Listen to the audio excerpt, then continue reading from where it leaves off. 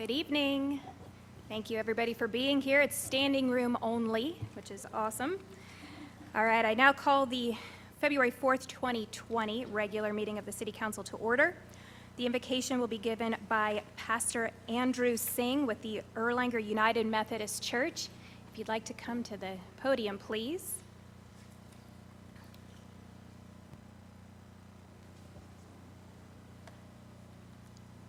Okay, let's pray.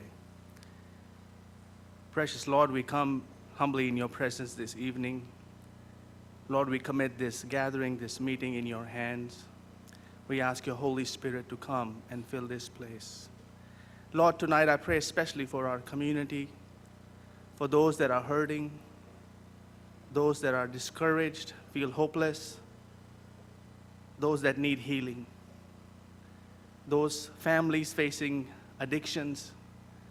Father, we pray for them today, that your presence and that your comfort and that your healing be upon them. Lord, I also pray for all our public servants in this community, for their heart to serve this community in your name. I pray, God, your blessing upon them. Lord, I pray for Mayor and all the cabinet here. I pray that you will grant them grace and wisdom as they continue to serve your community. Thank you, Lord. We commit this meeting into your hands. In Jesus' name we pray. Amen. I ask that you please rise for the pledge.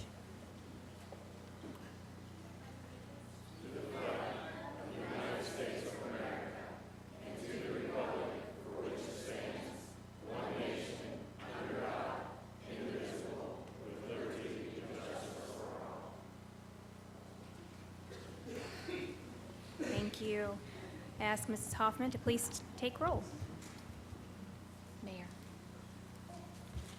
I also want to introduce one of our special guests today. We have Kyla Graves again here with us. Thank you so much. She's a senior at Notre Dame Academy, and she is here for her government class. So she'll be filling in for Mrs. Hoffman occasionally. Mr. Burke, Here. Mr. Cahill, Present. Miss Kyle, Here. Mr. Skidmore. Here. Miss Sudkamp. Here. Miss Cahill. Here. Mr. Meyer, Here. Miss Skidmore. Here. Miss Pitts, Here. Mr. Nicely, Miss Reckers, Here. Mr. Hermes. Here. Thank you so much. All right, now you've all received a copy of the meeting minutes for the January 7th, 2020 regular council meeting. Are there any additions or corrections to be made at this time? Okay, seeing none, I'll entertain a motion that we adopt as presented. Mrs. Kyle? Mr. Meyer? All in favor say aye. Aye. Opposed? Motion carried. You've also received a copy of the agenda for today's meeting. Are there any additions to be made at this time? Madam Mayor, I have a few changes that I'd like to request. I move to take items 6, 7, and 8 off of the agenda for this evening. Item 6, I know we're going to have a presentation in a little bit, but before we move forward with the first reading on a budget amendment, I think we should have some additional discussion about if that's the right thing to do to spend the $600,000. Number 7, I'd want to move that one off until we have some additional time to discuss whether that's the appropriate thing to do, is surplus that or spend the money and have the repairs and have an ambulance that's running for another potentially 5 years. And then the last item was the surplus property of Officer Esco. I'd like to ask that we just kind of wait on that one as well.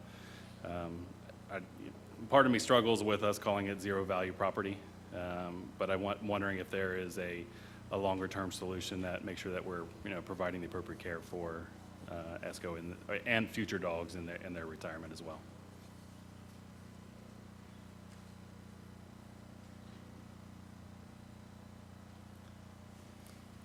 I don't agree with Mr. Meyer as far as Esco. That's the only one I don't agree with, so just my humble opinion, but we've done this in the past, and I think Chad has earned that right to have that No, dog. I'm not arguing with that piece.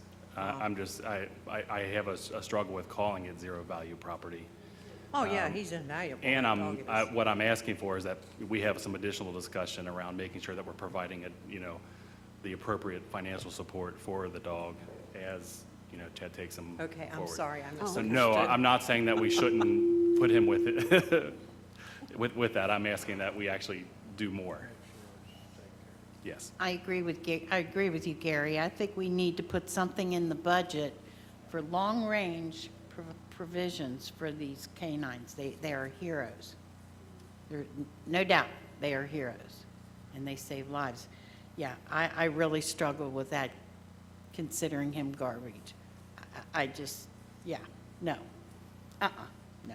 Sorry. And I have one as well, Mayor. The legislative item number 4. Oh, 6, 7.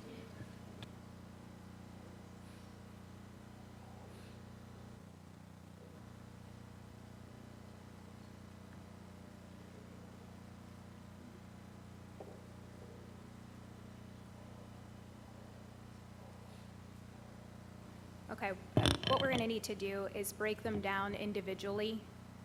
So you've had three changes.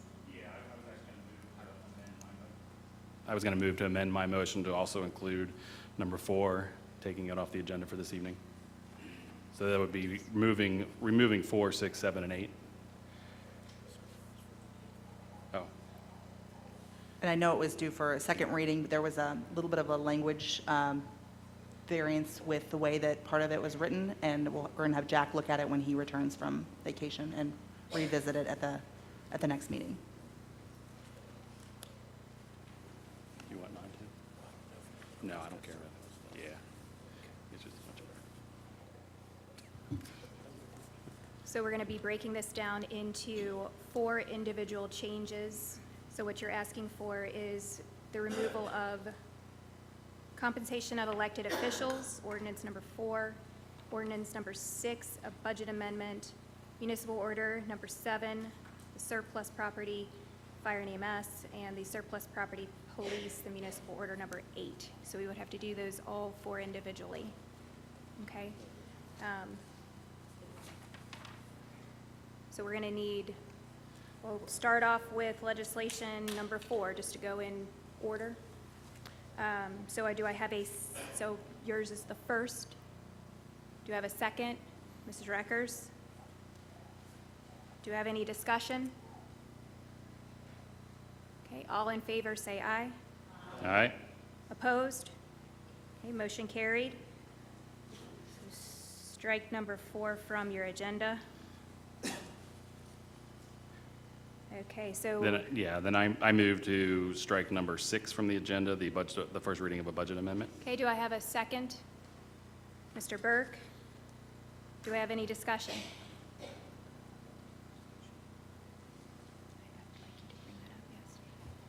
Just so everybody's aware, on number 6, there was a presentation that goes along with that. Is that We can still have the also? presentation. I Still don't have have the a problem with that, presentation?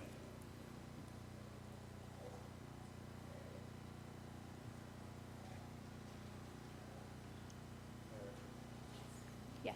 On number 6, I agree with Gary. We need to have discussion about the budget amendment, too. Yeah, but I'm also for having the presentation tonight. All right, all in favor, say aye. All right. Opposed? Okay, motion carried. Strike 6 from the agenda. So I move to remove item number 7 from the agenda tonight. That is the municipal order for the surplus property of fire and EMS, the ambulance. Okay, do I have a second? Mr. Burke? Okay, any discussion? Okay, all in favor say aye. Aye. Opposed? Motion carried. Strike number 7 from your agenda.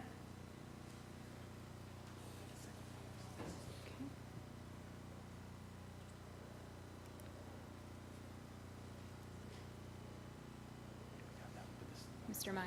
I'm sorry. Yeah, I moved to also table item number 8, the municipal order for the surplus property for police, Officer Esco. Okay, do I have a second on that motion? Mr. Cahill? All in favor say aye. All right, I'm sorry, any discussion? A second? As long as Chad gets our ESCO, Yes, I'm good with whatever you want to do. yeah. When we get to the new business, I'll ask that we have an item on the committee meeting agenda to Perfect. talk Okay, through what we thank need you. to do to Thank- make that happen. And just for clarification, the reason that the value was set at 0 is because a number of years ago, the state of Kentucky, it used to be when officers retired, cities gave them their firearm, and your chief, and all, I'm sure they remember it, the state came down and said, you can't do that because they viewed that it had value, and you were giving something away. So the thought process was, it wasn't to be disrespectful to the officer and all the service he's provided to the city, was that no one would say, wait a minute, I should have the right to come and bid on trying to get the dog if it's being surplus. So by saying it had it's a unique animal, that it's not like it would be put in an adoption shelter or something like that, and you have an officer willing to take it. That was the only reason, so no one could say it was similar to giving the officer their firearm when they retire, and the state trying to say you're violating, giving away a governmental asset to an individual. Now, that said, you do bring up a good point, because what happens if the officer wasn't willing to, I mean, obviously, my kids have a couple dogs, and it's not cheap to maintain them, so I think that. Yeah, and that's exactly one of the things that I was thinking about. It sounds like you want to maybe look at a policy where he's not per se surplus, he's just put in a different type of duty, and you're going to provide for his care. But that was the only thing to make it clear that if, again, I don't know if there'd be somebody trying to get the dog that's not with the department, but that firearm thing has been a bit of a mess, because I think most cities believe that an officer should be able to get their firearm when they retire. So. Maybe we could just call it retirement with benefits. There you go, see? And Ms. Kyle, I think that's what we figure out how to best do that. Okay, any other discussion on that item? Okay, all in favor, say aye. All right? Opposed? Okay, motion carried. We'll strike legislation number 8 from the agenda as well. Would you like to add that to the committee meeting for this month? Yeah, if we want to do that now, that's fine. I think that would be items, do we need number 4, 6, 7, and 8 back on the committee? Okay. Thank you. Ms. Hoffman, did you note? So Gary, Those items. you're wanting the compensation of elected officials put on the agenda to talk about?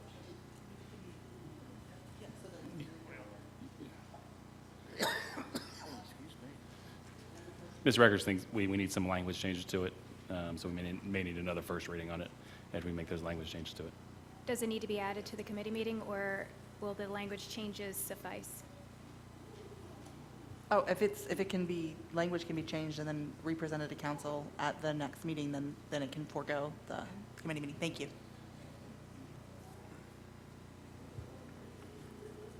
Okey-dokey.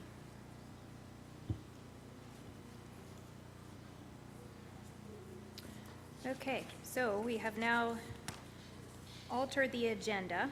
So do I have a motion that we adopt with the changes? So moved. Mr. Meyer, Mr. Hermes, all in favor say aye. All right? Opposed? Okay, motion carried. All right, we have our first special presentation for the evening is our stand recognitions, and we have Officer Shepherd in the house. Come on up.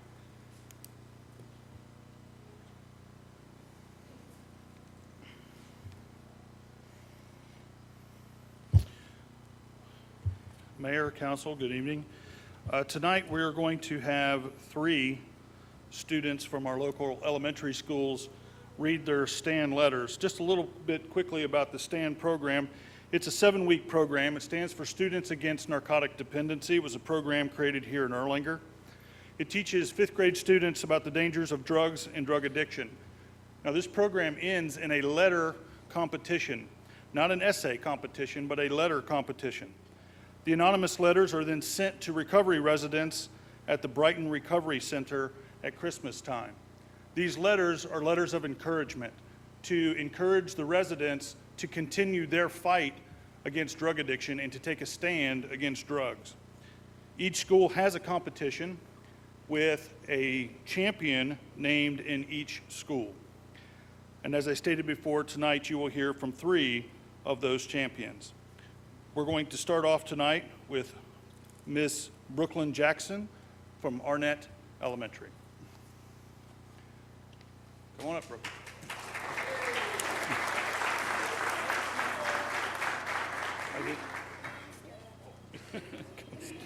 Oh, it's not going to run. Here you go. Nice and loud into the microphone, okay? Addiction is very dangerous and often leads to death. In stand, Officer Nottingham taught me reasons to fight drug abuse. 3 reasons you should avoid drug use is you can hurt others, your chances of getting cancer are higher, and you can have a loss of motor skills. Remember before I go on, people need you. So keep reading and maybe one day you can help somebody fight addiction. First, you should fight addiction because you can not only hurt yourself, but you can hurt loved ones also. I have seen the destruction and devastation drugs can do to innocent family members of those addicted. At 9 years old, I remember watching my mom cry and hurt, having no clue if her brother was alive or dead. When she received the call that he was unresponsive, we drove as fast as we could to get to him, but it was too late. My uncle was a big part of my life, and because of drugs, I didn't even get to say goodbye. Now that my uncle's gone, I have a lot of unanswered questions, and I feel like there's a big piece of my heart missing. Drugs destroyed my family forever, and there's nothing I can do to help but take a stand against drugs. Keep reading so you know why you can put a stand against drugs together. Next, you should take a stand against addiction because you have a higher chance of getting cancer if you smoke or juul than somebody who doesn't. The article says formaldehyde is a cancer-causing chemical found in e-cigarettes and vapes. You must be 18 to purchase cigarettes. The article says the addictive substance found in e-cigarettes, vapes, and juuls is nicotine. Smoking is banned in most public places due to the secondhand smoking, for example, like in restaurants. Addiction to smoking can make a person want to leave a public place early just to smoke. This may seem like it's only hurting the smoker, but what about the family members that don't smoke and have to leave early or lose time with their loved ones? Keep listening so you know why you shouldn't drink. The 3rd reason you should fight alcohol addiction is because you could have a loss of motor skills. As simple as a couple drinks will take that voice out of your head. Now you're probably wondering, a voice? What voice? There's a voice in your head? Yes. That's the voice that's telling you go eat, go get dressed, go to bed, and don't go drink after you drive. After a couple drinks, that voice is gone. You shouldn't drink alcohol because you may end up with alcohol poisoning. If you take medication while you are drinking, the medicine will get stronger and may kill you. And you will end up dead. Keep reading so you know why I taught you how to fight addiction. I hope you know that addiction is very dangerous and can cause death. Family members love and deserve to have you around, but if you don't take a stand against addiction, you can be taken away from them in a split second. This was a very hard subject for me to write about. I would have loved for my uncle to be here today, but instead, he didn't get the message of STAND. Students Against Narcotic Dependency is what STAND stands for. I, Brooklyn Lucille Jackson, pledge to always take a stand against drugs. I hope that you are willing to take a stand against drugs with me. If so, please stand up and show me that I am not alone in taking a stand against drugs.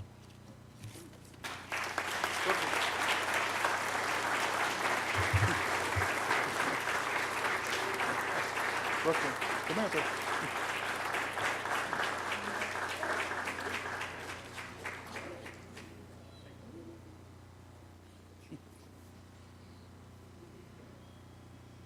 Thank you.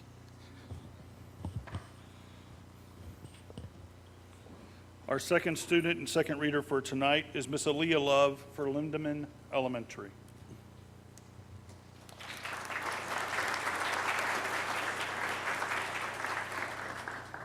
Nice and loud, Aaliyah. Dear fighter, have you ever just came across a time in your life where you thought you were stuck and couldn't get through it?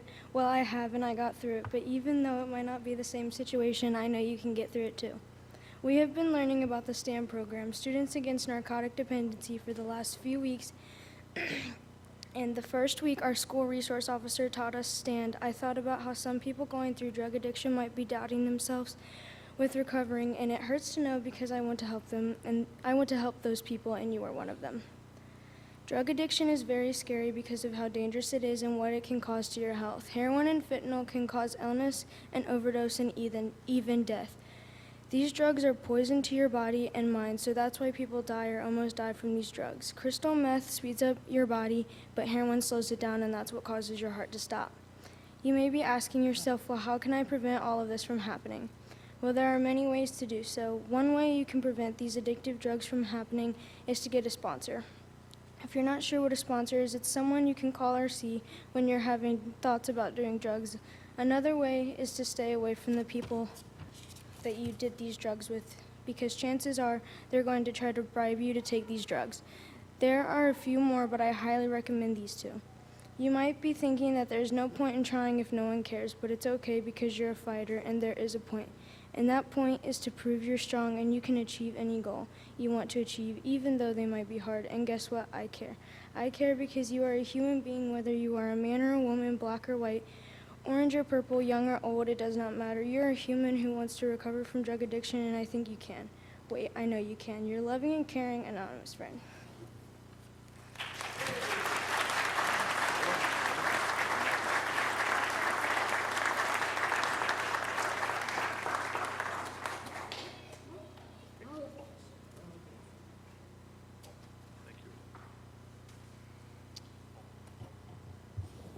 Our last reader for tonight, from Miles Elementary, Mr. Ricky White.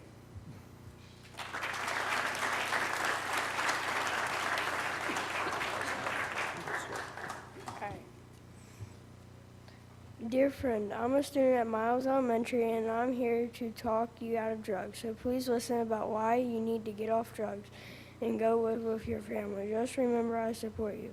When I was 4, my dad got into drugs, and he lost everything, including who he loved very much. Me, my mom, and even my dog, Hawk. Hawk, it hurt my feelings because all the kids started to talk about how awesome their dads were, so don't do that to your kids or a kid. Don't make your kid feel sad when they start talking about how awesome their moms are. When they went out to the park, be that mom that buys their kids $1,000 things, and that you take your kids out to movies that none of their friends have seen before. You may have lost your son or daughter, but it is okay. You will get them when you get out of drugs. When my dad got caught, he went to rehab like you are. When he came out, he started to do drugs again, and he got arrested for the 3rd time. The 3rd time he was arrested, and the 2nd time he went to rehab. It worked. He went to rehab and came out clean. Now I get to see him every other weekend. Let's be honest and say that you're at rock bottom.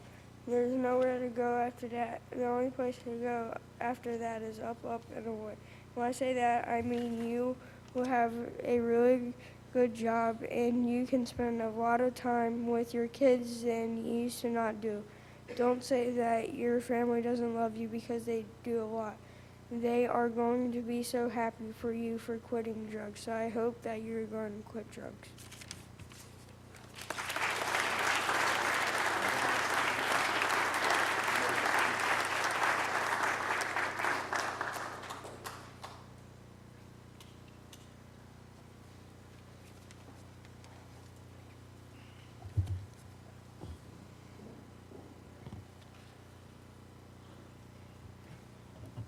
As you can see, many of our kids deal with things that we don't necessarily think that they do. Just want to say, Mayor, Council, Chief Rader, Assistant Chief Lemming, I would like to thank all of you, as well as the school district and the Kenton County Alliance to Prevent Substance Abuse, because without your support, we would not be able to do this program. These stories are 3 that you've heard, and we've heard numerous in the classroom just like them.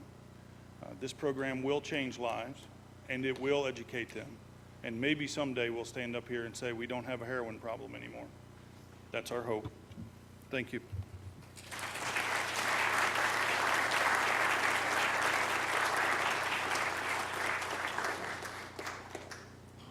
Officer Shepard, I've been at several stand graduations, and the kids love you so much. And you just pour your heart and soul into it, and we can feel that when you speak in front of the kids. And I can't tell you how much I appreciate everything you do. So thank you.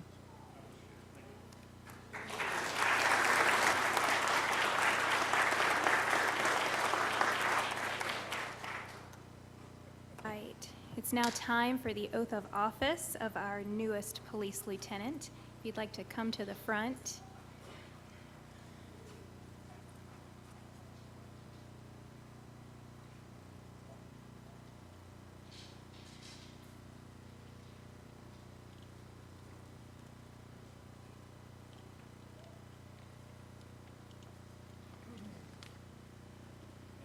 You're going to raise your right hand. Okay. Do you, Chad Girdler, solemnly swear to support the Constitution of the United States and the Constitution of this Commonwealth, and be faithful and true to the Commonwealth of Kentucky so long as you continue a citizen thereof, and that you will faithfully execute, to the best of your ability, the office of Police Lieutenant according to law? And do you further solemnly swear that since the adoption of the present Constitution, you, being a citizen of this state, have not fought a duel with deadly weapons within this state nor out of it, nor have you sent a challenge to fight a duel with deadly weapons, nor have you acted as a second in carrying a challenge, nor aided or assisted any person thus offending? So help you God. Congratulations.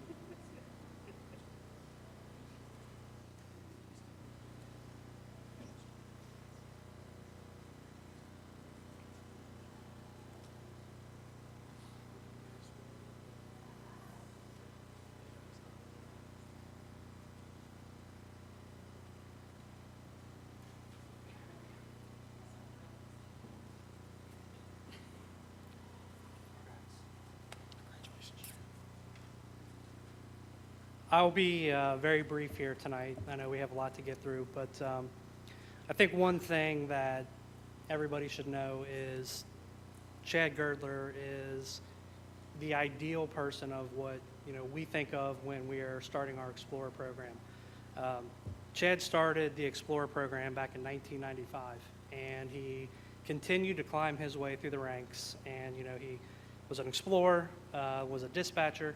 And I've got a whole list of stuff here that Chad sent me that he has pretty much done everything in the police department. But what a cool success story to be able to say that the homegrown guy from Erlanger started at the bottom and is to where he is tonight. So like I said, I wanted to keep this brief because I also want to get to the ASCO retirement ceremony. But Chad, good job.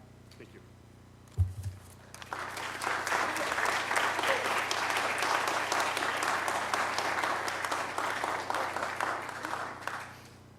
Thank you. This city's been my home pretty much my entire life. I was born and raised here. I grew up here. I spent my entire career with the city of Erlanger. And you just give so much to me. I don't know how much more I can give back. But I've been here over 20 years. I've got a few more years left to go. I'll do as much as I can for the city. I appreciate it. Thank you.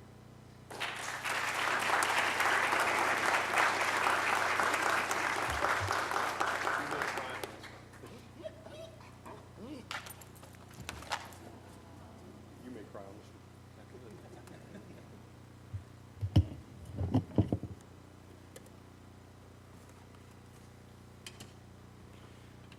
Mayor and council, tonight we are going to retire ASCO. A little bit of a brief history about Canine ASCO. He is the 7th dog in the history of the police department. We've kind of started a tradition here with our dogs dating back a long time ago. We had a unit in the 70s, and then we started back full-time in 1995, and he's our 7th dog. I was honored to be able to go up to Pennsylvania and pick him out, and I remember we asked the vendor, we want a big, strong shepherd that will protect our handler, and I think they delivered, for sure.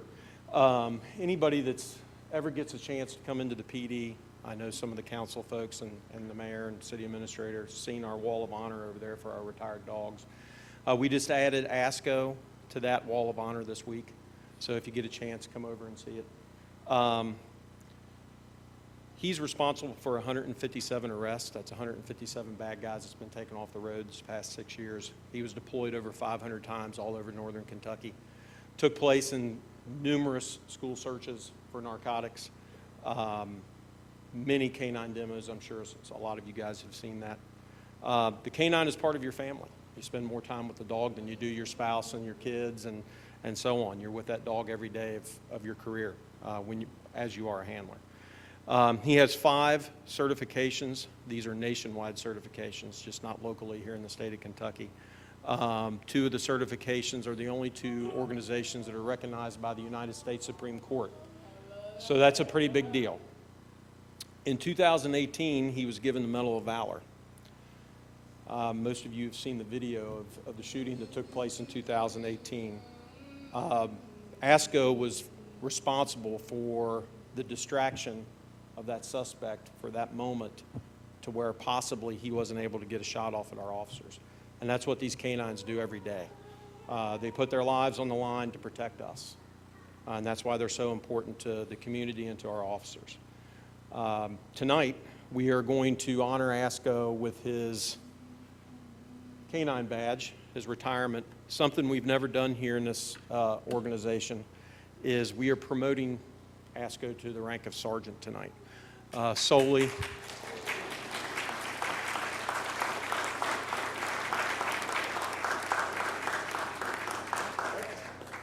This is just because of his long service, his Medal of Valor, and is exactly what you want out of a canine program.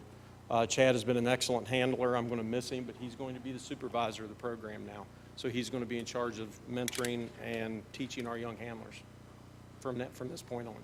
Chad? Mayor, I believe you have a proclamation for Chad. Okay. To all to whom these presents shall come.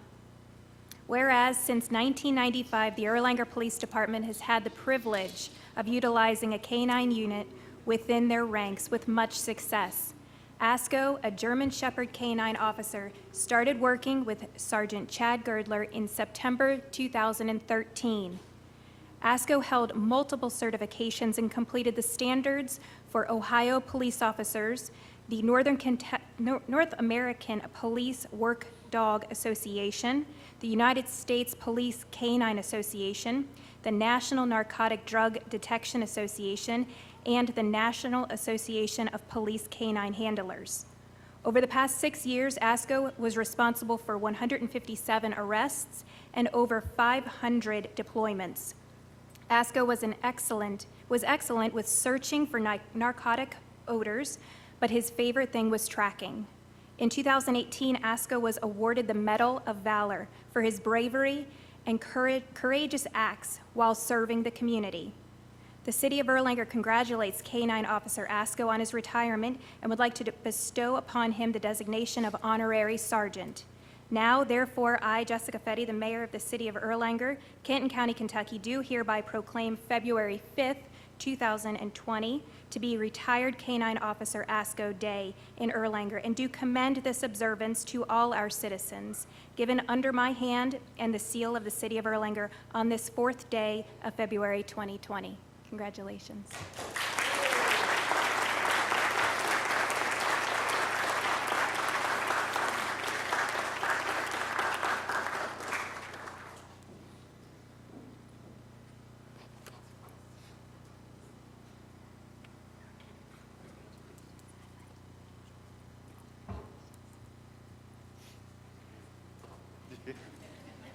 I can make him bark for you.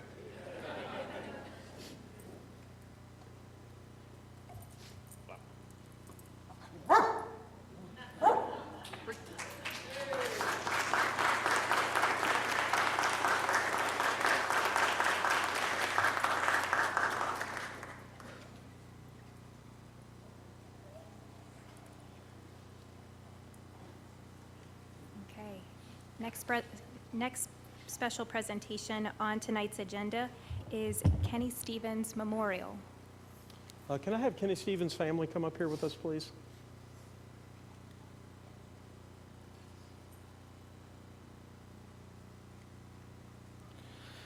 Mayor and council, tonight we want to recognize one of our former officers, retired Officer Kenny Stevens. Also have Officer Greg Coleman up here. He's going to say a few words. We both probably known Kenny the longest in this room.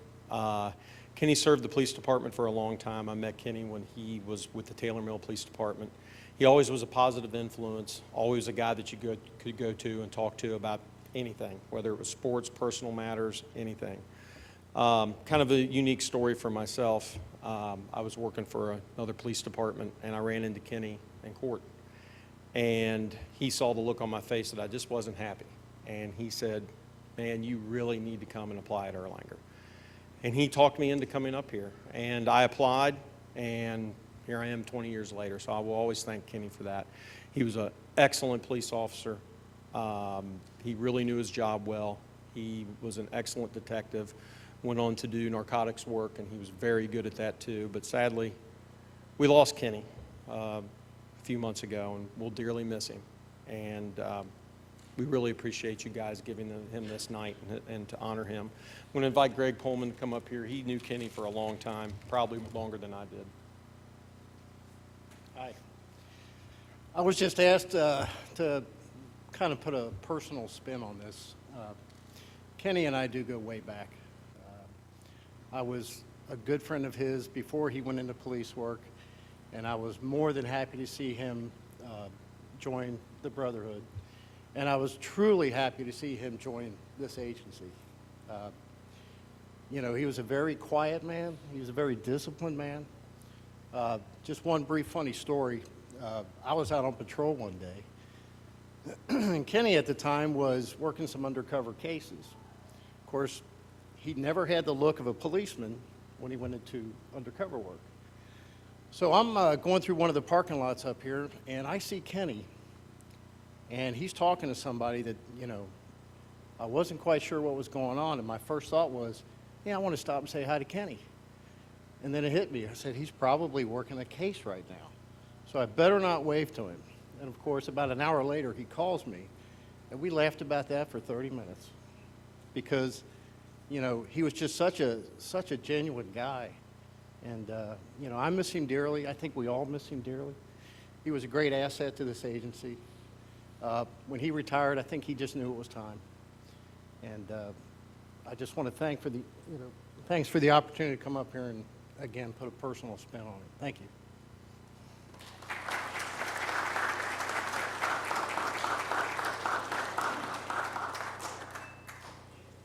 I have a proclamation as well. To all to whom these presents shall come. Kenneth Stevens was born in 1964 and was the oldest of four boys. He grew up very close to his brothers, Richard, Terry, and Eric.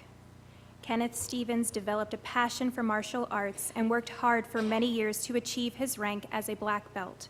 Later in life, he would use these skills to train in Systema, teach self-defense, and even create his own class, Sesson Martial Arts. Kenneth Stevens left his home in Somerset, Kentucky to join the Army at the age of 17. After serving his term in the Army, Kenneth briefly worked for the Taylor Mill Police Department before being hired on with Erlanger in 1997. During his time with the Erlanger Police Department, he served as an officer, detective, and narcotics officer. Kenneth Stevens also supervised the narcotics unit for a time. Additionally, he was assigned to the DEA task force, which he retired from in 2011. Sadly, on December 6, 2019, Kenneth passed unexpectedly. The City of Erlanger would like to recognize his dedication to protecting others, and his kind soul will never be forgotten as his legacy lives on through all those who knew him. Now, therefore, I, Jessica Fetty, Mayor of the City of Erlanger, Kenton County, Kentucky, do hereby proclaim February 6, 2020 to be Kenneth Joel Stevens Day in Erlanger, and do commend this observance to all our citizens. given under my hand and the seal of the City of Erlanger on this 4th day of February 2020. Thank you.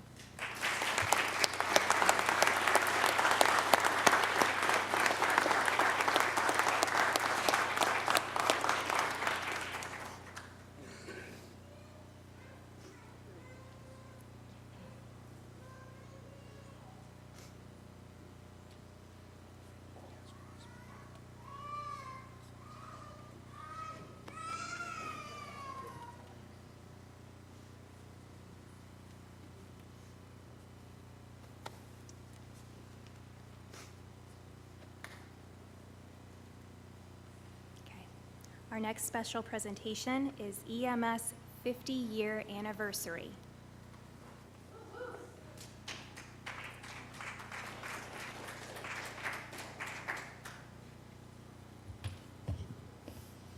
About a year ago, Captain Bowl approached me about doing an honor for the Erlanger Rescue Squad. I think Miss Sudkamp sealed the deal upon a visit to the firehouse. She dropped off some articles and some other things that she had. And Captain Bowl has a presentation, but I want to say, 50 years, if you think about the power, the impact that EMS has, it's mostly what we do. And to go back and think that this community 50 years ago offered this to their citizens is something that not many can say. So with that being said, Captain Bowles got a little presentation to come on up. Thank you, sir. Let me preface this with, I was not here when this started. I might look like it. I did put together a little PowerPoint. Is this? Okay. So, prior to 1968, if you called for an ambulance or if you needed medical transport to a hospital, you would have a hearse pull up to your house. They would get out, they would load you in the back of the hearse, and they would drive you to the hospital.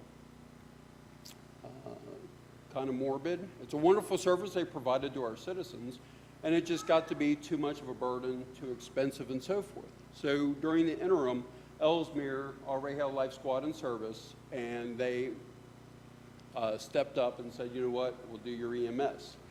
We had a group of concerned citizens that said, we need our own EMS. We need our own ambulance service. So they got together. In '68, they met with City Council and they said, hey, this is our presentation. Ellesmere does this for us currently. This is something we should do for ourselves. After that was approved, Paul Seibert from the Ludlow Fire Department met with members, the volunteers, and trained them in first aid. Mr. Wells, about how long did that take for the actual training? 2 months. So put that in the back of your heads for now. 2 months of training is what we started with. This was an all-volunteer service that we provided. After they were trained, they needed an ambulance for responses. So the City of Erlanger purchased a 1969 Chevy C10 from National Custom Coach. And this was everything they needed, the cot, the oxygen, loaded for $11,000. Half of that was also recovered from the Federal Highway Safety Program. So we did pretty good back then. That's a picture of our first ambulance.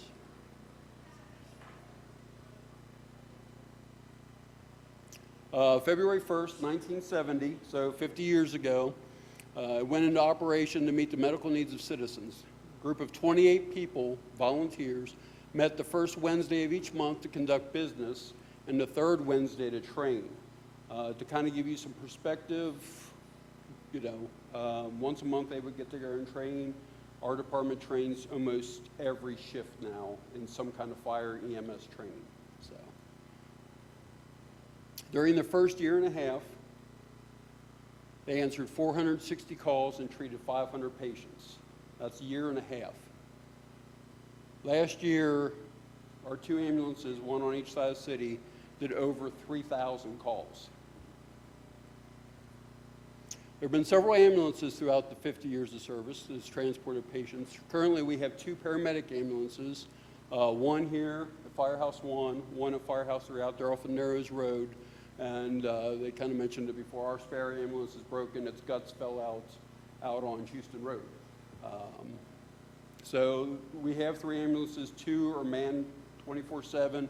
Christmas, anytime you need them, we have people, and then we have one as a spare just for emergencies like this.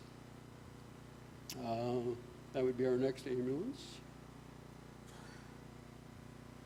That was the backup ambulance when I started. If you look, you could see the mail Jeeps. This would be part of the police department. That was actually the firehouse before it became the rescue squad building, and then that was the post office right through here. That was the main line when I started, when I was 3.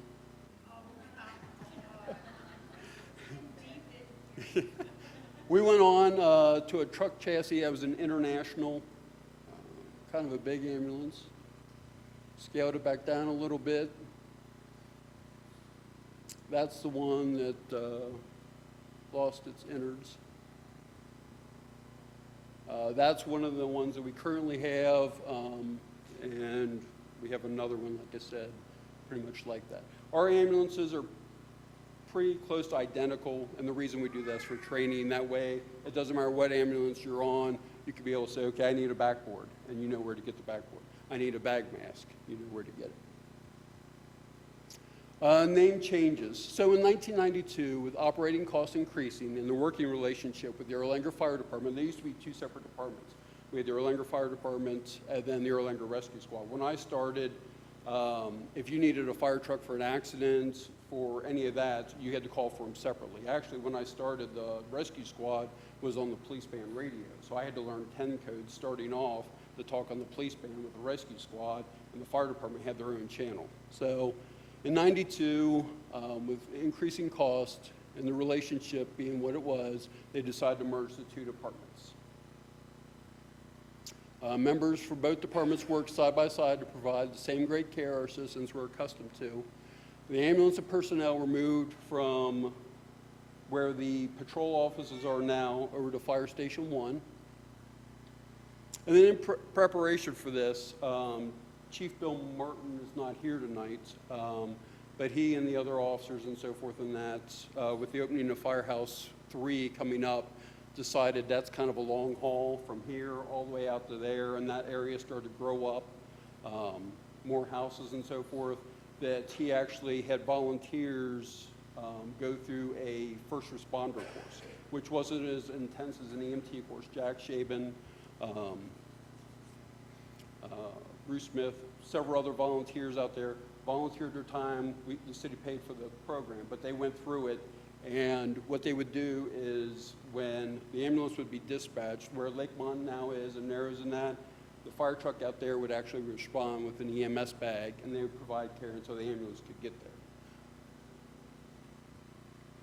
there. EMS volunteers continued to handle calls in evenings, overnight, and on weekends, but were supplemented with part-time staff during the day. In years to come, added personal responsibilities and a significant increase in required training caused volunteerism to drop. Everybody knows we are busier now than we were 10 years ago, and even busier than what we were 20 years ago. Over time, more paid staff are required to handle the increased call volume. Currently, our ambulance calls are handled by some of our 32 full-time staff members. First aid trained volunteers, 2 months, has paved the way for our licensed paramedics. Our paramedics now go through a year of training and then another 3 months of shadowing on the ambulance before they're released to act as a paramedic on their own. And this is just some of our patches and uniforms. White jumpsuits from years ago gave way to royal blue coveralls, and then we went to a light blue shirt with dark blue pants, and then this is our current uniform. Those are our patches. There might have been one prior. I think Councilman Cahill has an earlier patch. You want to hold it up?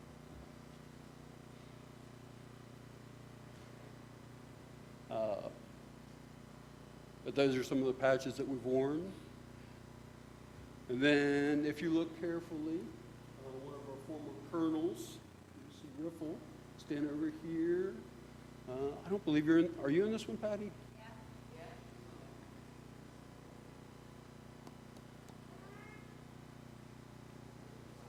No. It's like, where's Waldo? Are you on the right? I can't either. Okay.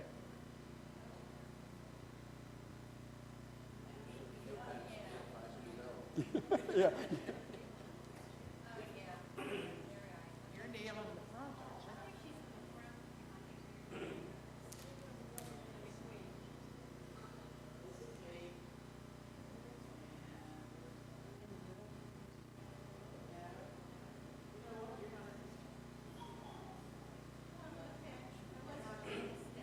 I do have one that you're in. There you go, front row. Then if you look, the gentleman with the mullet is among you as well.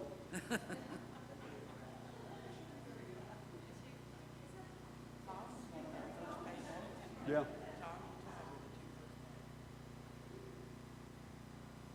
After the merger happened, they moved over to Fire Station 1.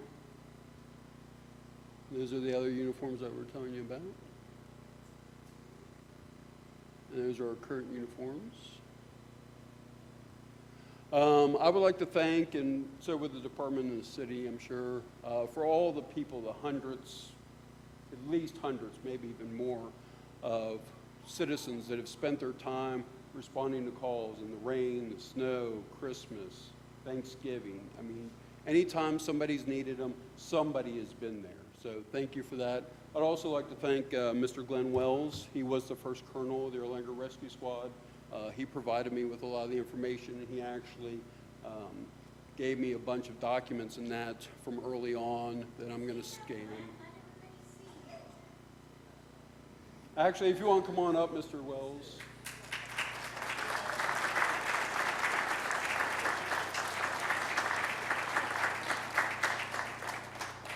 Mayor Fetty, I understand that you have a proclamation. See, I'm running out of words here. So, and if I could, I'd like to have Councilmember Cahill and Mr. Wells come up to accept it. Mr. Wells was the first colonel, and Mr. Cahill was our last colonel, so kind of the alpha and the omega. Yeah, definitely. All right, to all to whom these presents shall come. In 1968, a group of concerned and dedicated citizens realized the need for emergency medical services in Erlanger. These citizens met with Erlanger City Council for approval of this service. Members enlisted the help of Paul Seibert, Ludlow Fire Department, for first aid training. On February 1st, 1970, the Erlanger Rescue Squad, a group of 28 volunteers, went into operation to meet the medical needs of the citizens. During their first 2 years of operation, the Erlanger Rescue Squad answered over 460 calls and treated over 500 patients. In 1992, with operating costs increasing and the working relationship between the Erlanger Fire Department and the Erlanger Rescue Squad becoming more common, leaders decided to merge the two departments to form Erlanger Fire and EMS.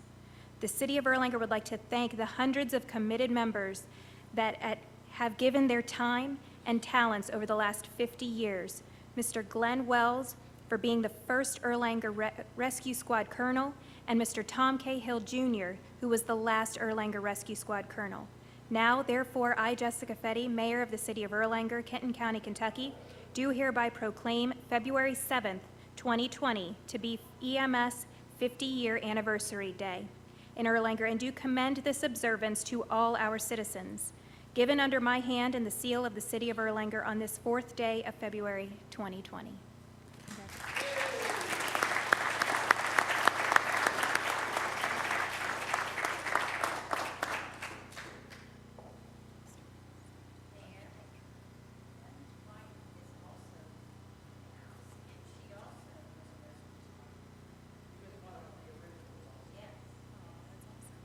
Actually, can we have former members? I know Sherry Hoffman, Patty, Kent Cahill. If we could have former members, if you remember the Erlanger Rescue Squad, to stand up.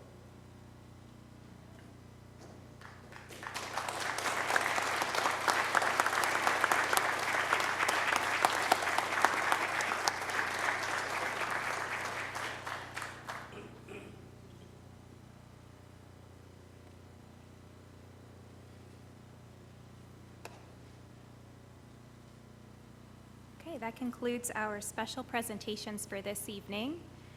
Next on the agenda is comments from those other than council members. Mr. Hahn, do you have the sheet back there, please?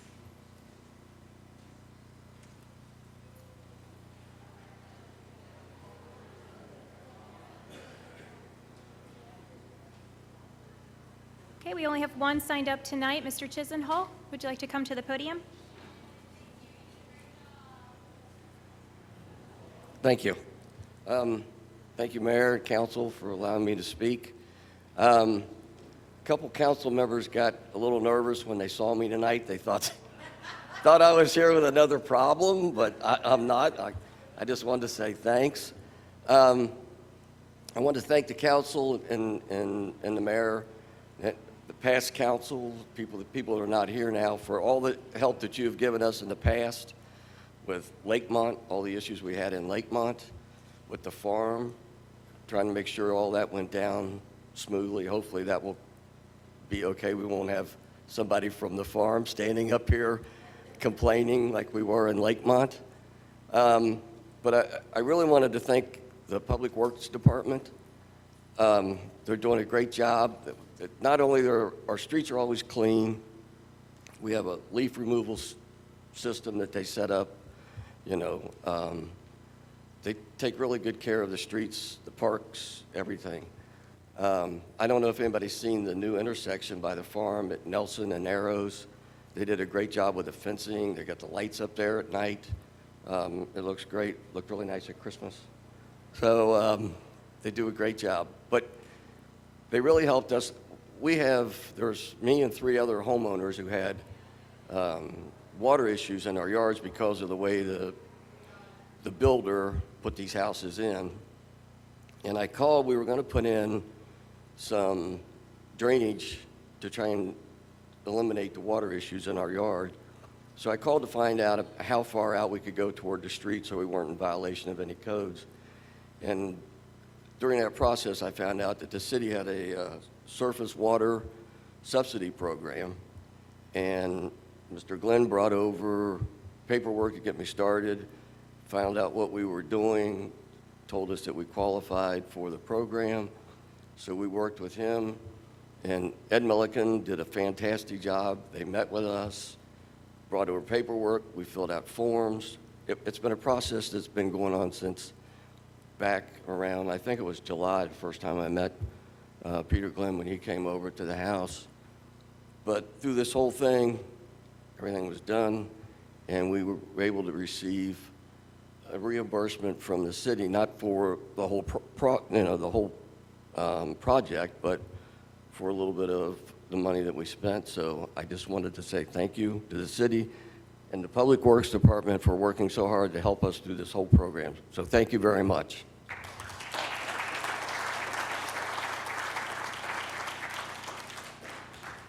Once again, Public Works exceeds all expectations. Thank you. I appreciate you coming up here and telling us that, Mr. Chisenhall. That's really, really special to be able to hear that from you. And, you know, it's good feedback. Thank you. No. Okay. All right. I'll be really brief on the mayor's report. Just a few things. I wanted to say thank you to anybody that attended or helped in the Martin Luther King Jr. event that we had here on the 20th. It was an extremely special event.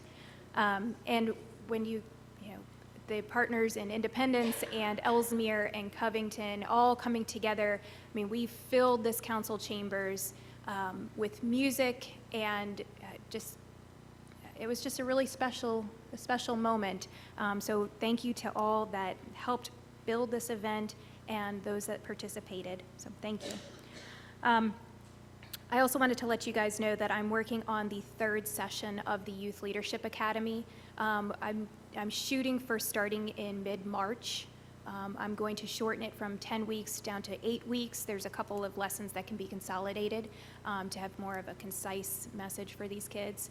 And Becky Strauss is going to be partnering with me to do this 3rd session.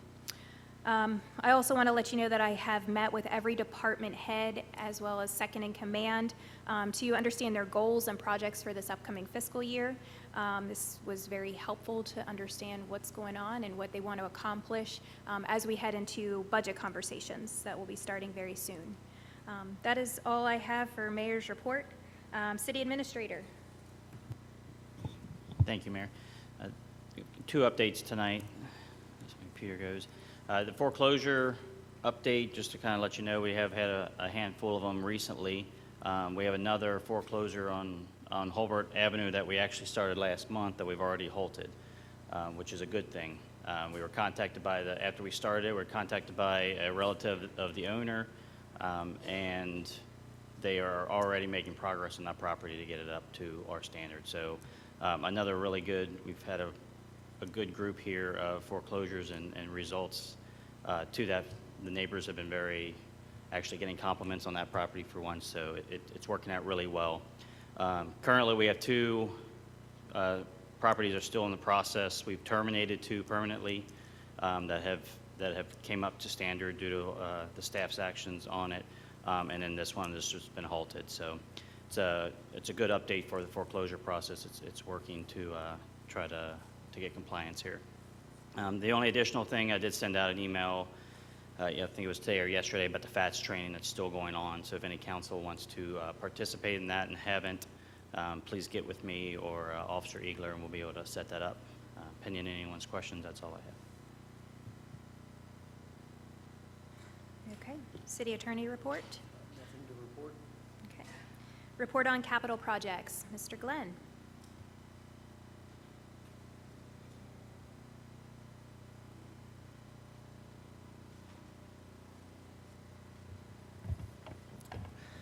Thank you, Mayor, Council. It's always a pleasure to talk about public works. Got a few things tonight to go over. First being a Duke Energy project that's ongoing in the city of Erlanger. I met with some representatives last week, and it's a continual tree pruning removal program that they have that's ongoing, and they are currently out within our city limits marking trees within their easements and right-of-ways. And so if you I know Kathy got a call from a neighbor that has some concerns, and so what they're doing basically is marking any trees that are within their power line regulatory requirements and marking them for pruning or removal. If that was to happen, they're leaving notices, or they're knocking on the doors and trying to meet with the property owners, and if they're not home, they're leaving door hangers, kind of explaining the degree of what they're doing and asking the homeowners to get with them. So I think it's a really good customer service initiative that they're doing, giving all the property owners a chance to comment on the tree prunings and removals, because a lot of times, you know, it's pretty severe and the residents are very upset. In the end, it's something that does have to happen, but you know, a talk and you know, being transparent goes a long way in the beginning. So they're going through the city now, and crews should start maybe towards the end of this month with the actual tree removals and prunings. The next thing I want to talk about is some work that the Public Works Department is doing in conjunction with PDS. So it's a street inspection program and sidewalk inspection program that we have going on. So you'll see representatives of PDS. They'll be out inspecting all city streets and sidewalks, and that should also start middle to later this month. And then, so in the end, we're going to have every street inspected by PDS, and they have a certain criteria for all deficiencies, and then they have a matrix that they plug in all their data into, and it will create what's called a pavement condition index, a PCI. And then in the end, so what we'll be able to see, and I will have them come before council and show you, is on in GIS, we can pull up the whole city, and every street will be color coded per its PCI. So what we'll do is we'll have groupings of streets that we think are in good shape, moderate shape, poor shape, maybe failing shape. You know, I haven't yet decided that. And then we'll be able to look at the whole city geographically and see by color kind of the condition of what all of our streets are in. according to our inspection program. So I think that's really going to be a great asset to us moving forward and helping with our budgets and our planning for the future, and kind of knowing where we stand with the current condition of all of our streets. Just have a question about that. Will we have that information prior to working on budget this year? You'll have that prior to next year. Yeah, so we actually put it in the budget for this year's to have them do it, and then they can only do it during their downtimes, which is here in February and March, and so it will not be available this budget cycle. It's going to be great information, but I don't think it's going to greatly affect, what our plan is for this upcoming year. We have I think a really good street 5-year plan as well, so I don't look for things to change, certainly not drastically. The last thing, well, not the last thing, but the next thing I want to talk about is our sign reflectivity program. So we're mandated to go out and test all of our regulatory speed limit stop signs and for reflectivity. And this is a program that we started last year, and we are going with the replacement program. So last year we replaced all stop signs in the city, and so now they're all up to date, and then they won't be needing any replacement for at least a period of 10 years. And this year we're not looking to, but we have started replacing all speed limit signs. So you might see city crews out removing speed limit signs, putting up new ones, maybe taking down some speed limit signs and not putting them back up at all, because we're also evaluating the need for each speed limit sign. And so that way we don't have too many signs up and have some sign clutter. So we're kind of minimizing, what our need is. So we're working on that as well. And with that, the last thing I'd like to talk about is our Silver Lake restroom project, if Matt could bring that up on the screen. While he does that, I sent this packet out to everybody last Friday, and it is the renderings, the concept plan renderings of the Silver Lake restroom. And then I also included the corresponding cost estimate for that project. And I've heard back since Friday from many council members, and I really appreciate the conversation and the frankness of everybody. I think, we had some really good conversations. Patty stopped in yesterday, and we had a nice long discussion on it. And, I think it's very productive. But one thing I kind of gathered from everybody's comments is maybe a reluctance to give me their true opinion, as far as maybe hurting my feelings or something, thinking that, this is my restroom, and that they might be hurting my feelings if they were to say they didn't like it or had a problem with it, which is not the case. I truly believe my job is to bring you a product that meets or exceeds your expectations, and I think this restroom does that. But with that being said, I also know that you have a whole set of criteria that you have to evaluate and move forward with, which is not something that I have to do in my world. So please feel free to give me your true opinion on this. This is a great starting point for discussion as far as where we're going, why we're going there, and how we can improve the city through parks and our facilities. This first rendering is, of course, to remove the restroom at Silver Lake. The existing restroom is very old and dated and has run its course, its life cycle. The city had a facility evaluation study done back in 2017, and this facility was identified as a priority for removal and replacement. So I think that's kind of when the ball kind of got started as far as, what are we going to do, how are we going to do it, where are we going to do it, and it's kind of started the ball moving to get us to this point in time tonight. So what we've done, and I'm just going to kind of run through each little rendering, kind of talk about the design features of what the restroom has, and then in the end, kind of wrap it up with kind of why we're doing things at the level we're doing it. This is the basketball side, for a lack of a better word to describe it. The basketball court's on this side, so if you were standing on the basketball court looking at the restroom facility, this is what you would see. The women's and the men's entrances on this side, And you can see that we haven't done any material selections yet, so what we have conceptually would be kind of stone and block. We have drinking fountains on this side. We have a metal roof, a barreled metal roof to simulate what we have here. A glass window clear story just under the barrel roof. It'll be solid on each side, so what you're looking at will be solid glass. On the front side, it will be open glass, or clear glass, I should say. And then, we'll have concrete supports with metal extensions coming out, very similar to what you see on this building here. And if you could, of course, again, we're still standing on the basketball side of things, kind of looking at the front of the facility. We have a great facade there. They have it, in stone, a very similar stone to what we have right behind you. We're trying to have a good use of materials from one facility to another. Then it's a great blank slate to put the name of the park and the city in which we're in. Couple benches. You can see the roof overhangs in the front and the side, so it's nice to have that overhang for when you're entering and exiting the facility. This is just a little bit more of a detail sheet showing the very front, back, and each side of the structure.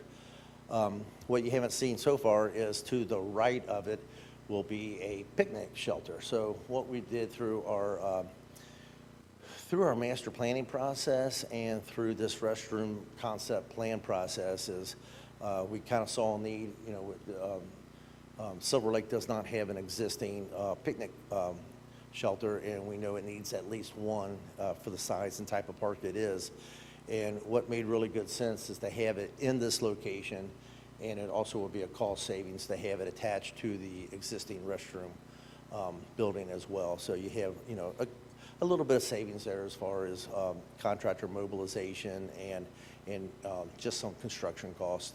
But so the left-hand side, of course, would be the restroom, and the right side of it will be a picnic shelter for 6 tables.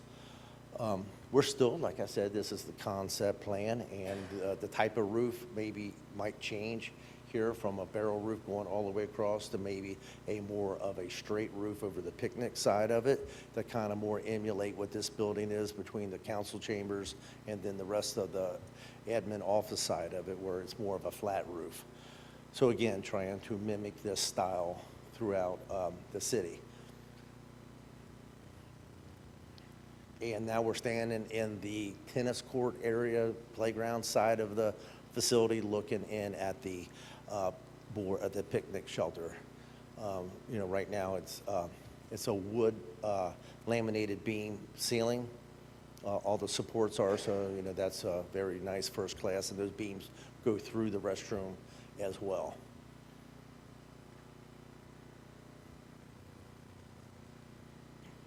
Kind of another slide of the first one. Here is plan view. So you can see the restroom is just not a single user, men's and women's. It's a multi-use. So you could, so it's a little bit more of a sizable restroom to fit the size of the park.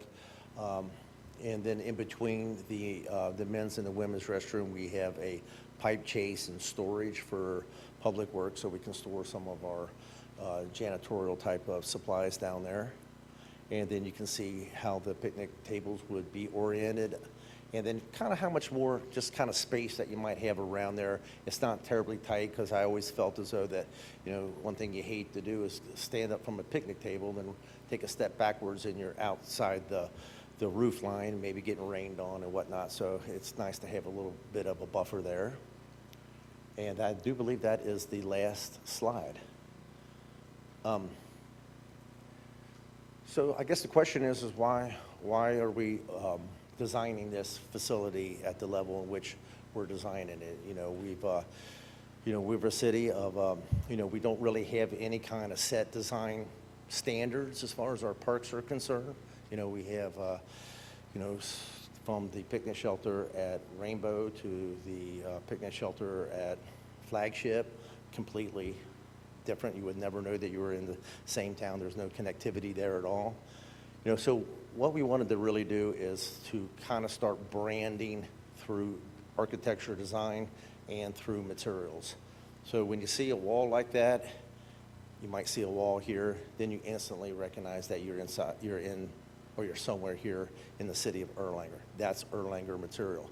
The barrel roof is a great signal and it's very unique. It's very unique to Erlanger. You don't see too many buildings such as this, and I suppose after this was constructed back 20 years ago, then you see subsequent buildings being built in the vicinity, like the one next door where they emulated the same style, which is a great compliment, right? So when you see this, and this can be scalable as well. So when we're looking at, of course, this is Silver Lake's going to be, our flagship park or our primary park or premier park. You have flagship as well, and they're both very have great potential, and being on each side of town, this park has a great potential to really be something incredible. So I think this restroom facility needs to reflect the city's commitment to its parks and to its design standards.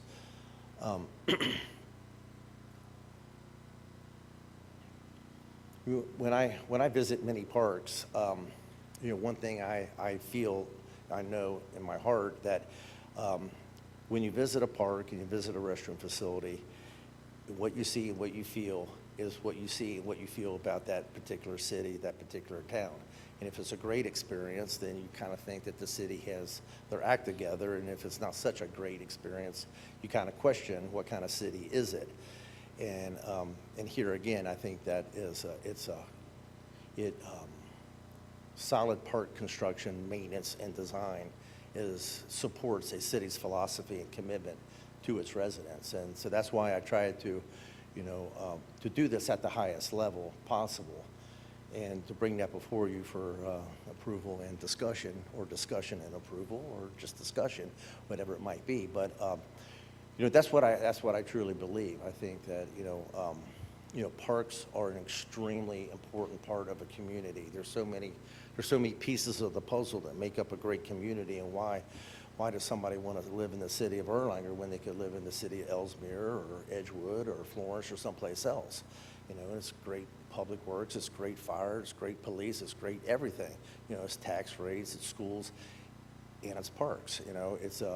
It's not as, you might not say it's as important as some of these other elements, but it truly is, because a puzzle with a missing piece is not much of a completed puzzle. So it is an important part. And then, when we look around at some of our parks, and we look at Rainbow, and and we look at Silver Lake, some of the elements are just tired, and it's been there a while. And I bet the restroom facility at Silver Lake was quite a facility when it was constructed. If you could just turn back the clock, 60 years, and I'm sure it was quite the facility when it was constructed. But with age, and time, things just kind of go the way they do, and it's time to replace it. And so with that, I'd like to open up for any questions anybody has for me. Yes, ma'am. Well, first of all, it's really cool looking. I love the design. It's absolutely beautiful.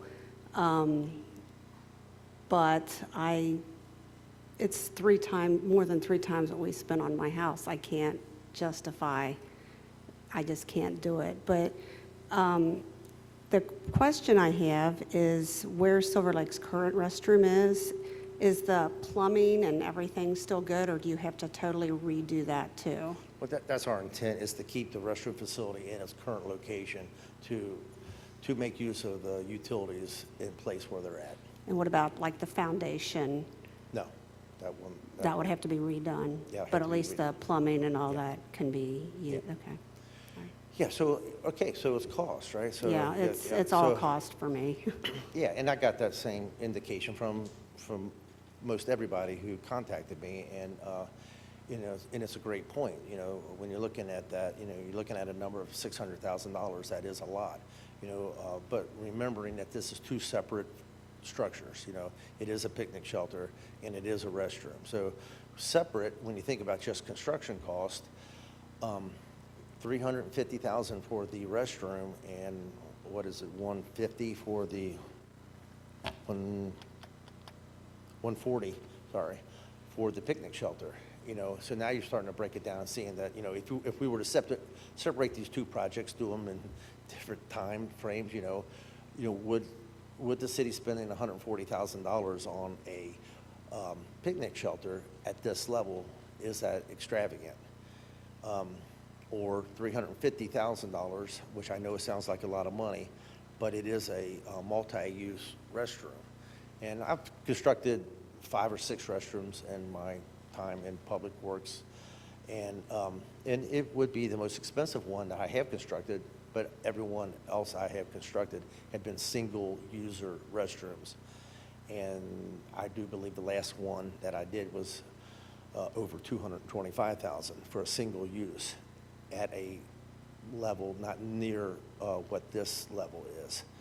So, and as you look at this facility, you know, when you think about cost, you know, what would a good cost be? What is an acceptable cost? You know, there is all kinds of, you know, we have not looked at this for efficiencies, you know, so we haven't gone into the design phase of it. We've done the concept planning phase of it. So once you get into the actual construction drawings and then start picking your materials and start looking for efficiencies, we could possibly get that cost down.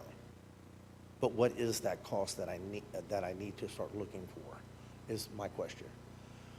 About 20% You pick less? which one speaks first, and then. Well, here's my problem with the money. It was my understanding that when we did our budget last year, the $500,000 was supposed to go to fix what needed to be fixed or build something new. That $500,000 was put aside because we had spent a lot of money doing studies of all our buildings in Erlanger. And one was the firehouse, one was the Public Works building. The other problem that I have is $600,000 is a lot of money.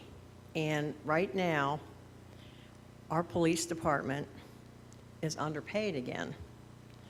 Ellesmere is paying their officers more than ours, which I think is a travesty because we're a bigger city and we are going to lose a lot of good people because they can't afford to stay in Erlanger.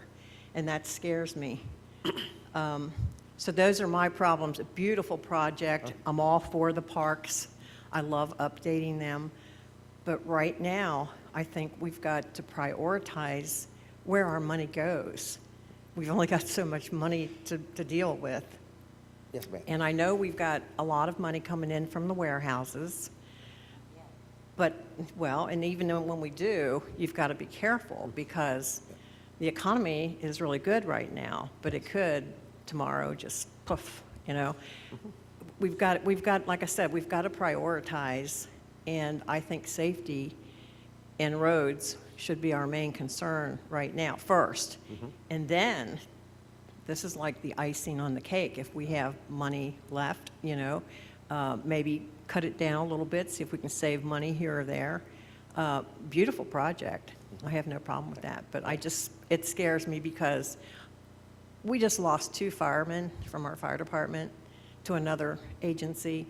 I really hate to see that, you know, because we've got good people, and I don't want to lose any more people.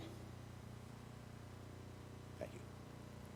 Yes, as we discussed yesterday, and Vicki, I totally agree with everything you said, but this money is earmarked for buildings, not raises. My big problem with doing this is the working conditions that our public works people are living under and working under. That building is a nightmare. What building do you call that, Peter? 2A. Building 2A, the whole back wall is crumbling. It could fall on somebody and kill somebody. They're out of room, totally out of room for the personnel they have. 2 of the guys have to work in the sign shop. Ed has to work in the lunchroom. You know, Peter's office is this big. They're dealing with sewage and black mold. And when we did this evaluation in 2017, that building was a number 5. It was rated a number 5 as critical need. And this restroom was only a 3. And I think we need to look back at what we've already studied and what we have determined to be our top priorities. I think people would be all over you if they saw the master plan, which you shared with me, which is mind-blowing. Your insight is amazing for that park. I would have never deemed it possible what you could vision that park becoming. Then I could see this. I could really see this because it would be the right thing to do. But right now, we have to protect those workmen. And my personal opinion is we need to get it off of railroad property, because who wants to put $600,000 in a building that somebody else owns the land on? Okay, I'm sorry. Can I add something? So when we put in the fiscal year 1920 budget to create the design concepts for the Silver Lake restroom, that came from the facilities task force as the #1 priority. That's why it was entered in as part of your budget for this fiscal year, correct? That is correct, yes. So the task force had us start on the restroom, or looking into the restroom conceptually, and the facility study all the way around from the city building and Public Works, firehouse, so on and so forth. So what we're doing is in tandem to creating the design concepts for the Silver Lake restroom, we're also working with PCA, with Emma, at the architect, to create more of a master plan on what facilities do we need in every single department. So Emma and Peter and Matt have sat down with all department heads and second in command to understand what are their needs for the next 5 years, 10 years, 20 years, to really understand what we're going to need to be able to grow.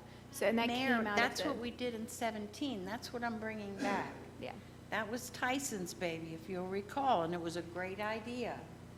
And here again, we're creating new task forces to rework the wheel. Well, I don't think that's Well, slightly different. That's where I was hoping to get to when we, talk through those budget pieces in 2 weeks is, do we, if we think these are, good things, do we do them in addition to, but not in lieu of safety issues? And if we've got the reserves, yeah. Oh, yeah. So that's really what I was hoping to have, some more of that discussion in a couple weeks. So the facilities, just to clarify, this facilities assessment, which I have a flash drive. If you want, I have the whole thing. It really just went over the condition. It didn't really talk about any of the future needs. So that's what we're missing. That's the part, the assessment of the needs.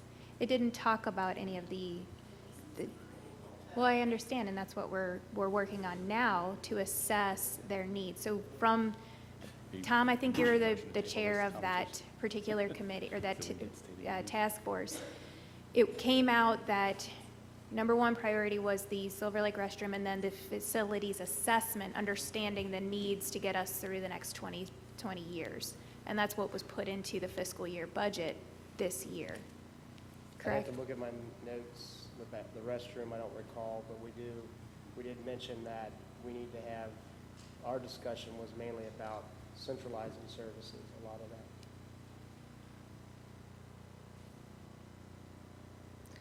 that. I spoke to you yesterday about my concerns about cost with this, and I appreciate your vision, and I think it's going to be awesome. I can't wait to see the master plan.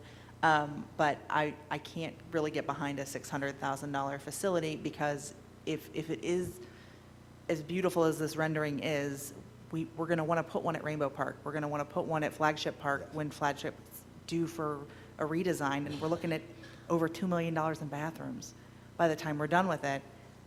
And I just, with your team needing a new structure, are you planning on budgeting, I mean, I don't have the specifics, but for the fiscal 2021 year, are we looking at a new facility for you guys? Aside from this park project I'm talking about. We are not to that point yet, so, we had hoped to be to that point, but what we're still in the process of is we just met in the last several weeks with all the department heads and kind of got that needs assessment on what we're looking at 5, 10, and 15, 20 years out. So then what they're going to do is come back or go and evaluate what can they do to this facility here to meet those needs 20 years down the road. Can this facility meet those needs?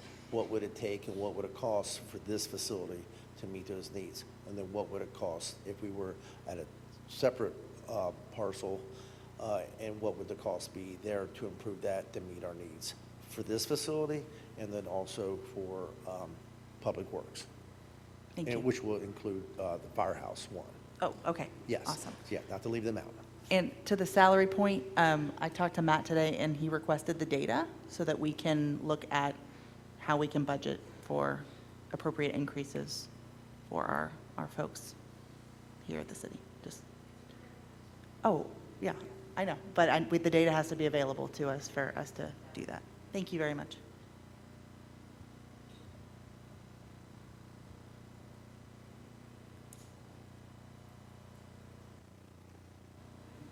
All right, no other questions. Thank you all. Great job.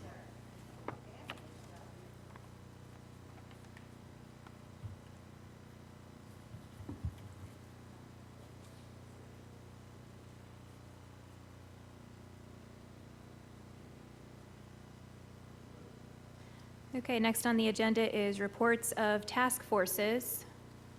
I have two, but I'll wait if anybody else has. Okay. So the Summer Send-Off Implementation Task Force met today for the first time of the new calendar year. It was a pretty packed room. We probably had over 20 people in there. And we were able to delegate duties. We created 7 subcommittees, right? So if anybody is interested in volunteering some time, participating in any of these subcommittees, I'm sure their particular chair would be greatly appreciative.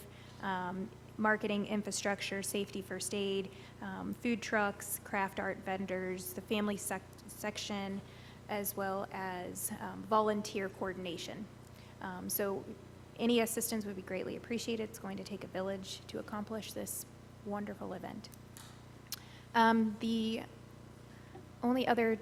task force, we also met, the mural realization task force met today as well. We've kind of set a goal of 2 murals within the city by the end of this calendar year. We'll work very, very diligently to make that happen. Whether the murals are on the outside, on some wall of a building, or some underpass, or some retaining wall, or whether they're inside one of our facilities and do more of an interior mural project. The goal is 2 overall. On February 10th, we'll be putting out a new project that the city is going to work on, the Inspired to Design 2020 project. This will be hopefully an annual project for any high school student or any student enrolled in an undergraduate art degree program that lives in the city of Erlanger. So their primary residence is in the city of Erlanger, where they would design a mural concept and submit their entry into our task force. We're planning on having this go live on February 10th, and concepts are going to be due on April 1st, and the design winner will be announced at the May 5th council meeting, and if all goes as planned, the mural creation will be over the summer of 2020. So more information to come soon. The other thing that we were working on, I don't know if you want me to touch on it too much, but we've kind of started heading down the underpass mural conversation. Miss Camp has a lot of awesome ideas, and she has an artist that she's been working with to get some ideas. So there's a couple of pieces of information that we're gathering, and we're going to be meeting again next month on the first Tuesday at 5 o'clock. So if anybody else wants to assist with this task force or has any ideas that they'd like to bring to the table, all are welcome. That is it for that, for my task forces. Anybody else? Okay. All right, Mrs. Hoffman, do we have any correspondence today? No, ma'am. Okay, do we have any bids today? No, ma'am. All right. Does anybody have any unfinished business?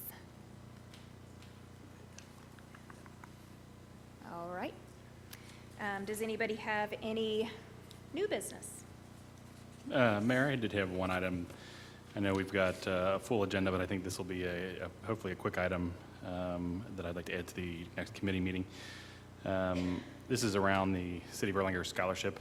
As far as I can tell, it's been about 2 decades that that value has been kind of where it's at.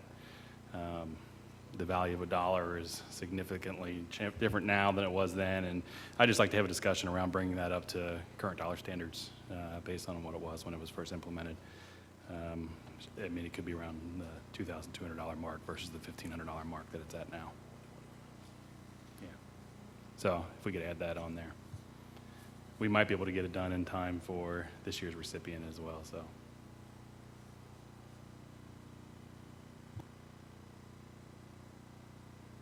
All right, we'll go ahead and add that to the committee agenda.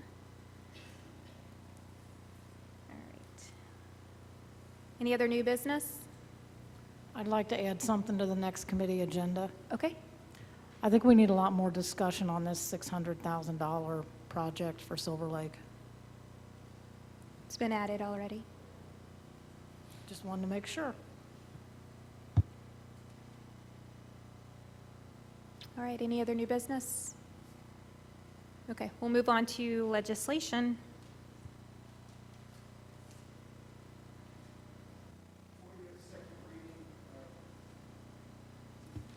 Before you have a second reading of an ordinance of the City of Erlanger in Kenton County, Kentucky, amending the Erlanger Code of Ordinances, Section 104.02, and Ordinance 2447 to restrict the storage of waste containers and to create a new section within the nuisance code to address temporary storage units. Need a motion and a second. Okay, do I entertain a motion that we adopt this as presented? Mrs. Kyle, do I have a second? Mr. Meyer, any discussion? Okay, roll call vote, please. Mr. Meyer? Yes, ma'am. Ms. Reckers? Yes, ma'am. Mr. Hermes? Yes, ma'am. Mr. Skidmore? Ms. Sudkamp? Yes, ma'am. Mr. Cahill? Yes, ma'am. Ms. Skidmore? Ms. Kyle? Yes, ma'am. Mr. Burke? Yes, ma'am. Mr. Nicely? Ms. Cahill? Ms. Pitts? Yes, ma'am. Okay, motion carried. Next, you have a second reading of an ordinance of the City of Erlanger in Kenton County, Kentucky, amending the Erlanger Code of Ordinances, Section 91.01 and Section 91.02, a vicious dogs and wolf hybrid ordinance.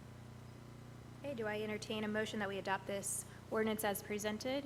Mr. Meyer, Mrs. Kyle, any discussion?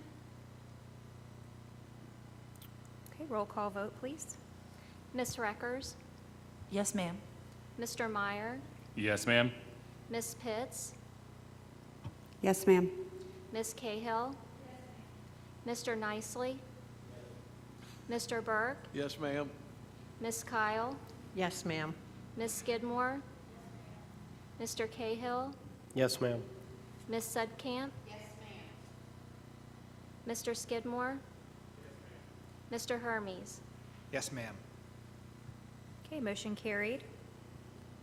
And next, you have a second reading of an ordinance confirming the sale and awarding a non-exclusive franchise to MCI Metro Access Transmission Services Corp., DBA, Verizon Access Transmission Services, for a term of 5 years for a telecommunications franchise agreement and for the construction, placement, maintenance, and operation of a telecommunications system and facilities for the transmission, delivery, provision, and sale of telecommunications services along, in, on, over, and under the public right-of-way within the city of Erlanger, Kentucky, all upon the terms, conditions, and covenants contained in the wired telecommunications franchise agreement.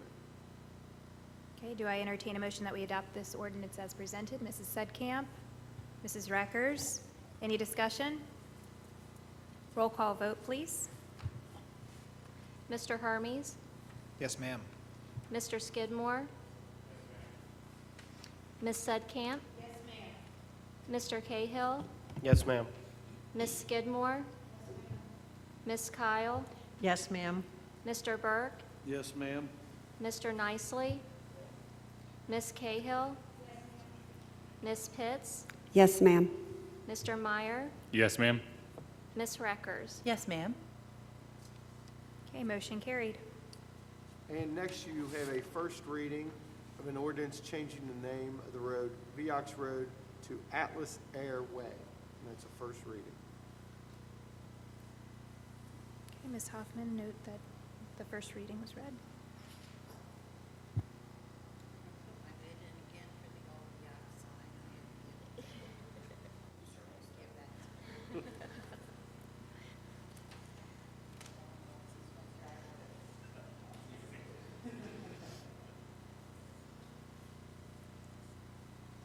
We have, let's see, municipal order, It's a third one. public works one.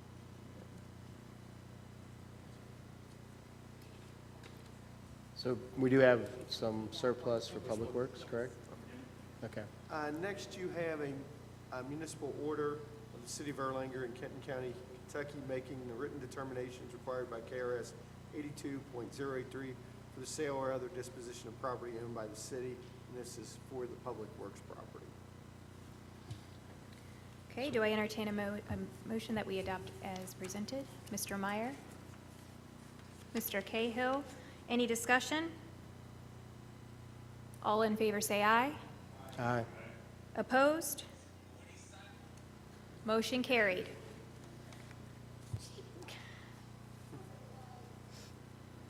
Yep. And next, we have a resolution, order of the city of Erlanger, authorizing and directing the mayor of the city to execute an easement to SD1 for the benefit of Atlas Air for storm/sanitary sewer. Okay, do I entertain a motion that we adopt this municipal order as read? Ms. Kyle, Mr. Hermes, any discussion? All in favor say aye. Aye. Opposed? Motion carried. And finally, you have a resolution, order of the city of Erlanger, Kentucky, authorizing and directing the mayor of the city to execute an easement to John and Linda Holt for utilities. Do I entertain a motion that we adopt this resolution as presented? Mr. Meyer, Ms. Reckers, any discussion? All in favor say aye. Aye. Opposed? Okay, motion carried. Okay, that was the last piece of legislation. Are there any announcements for this evening? Okay, seeing none, I will entertain a motion that we adjourn. Mr. Hermes, Ms. Kyle, all in favor say aye. Aye. Opposed? Motion carried. Have a good evening.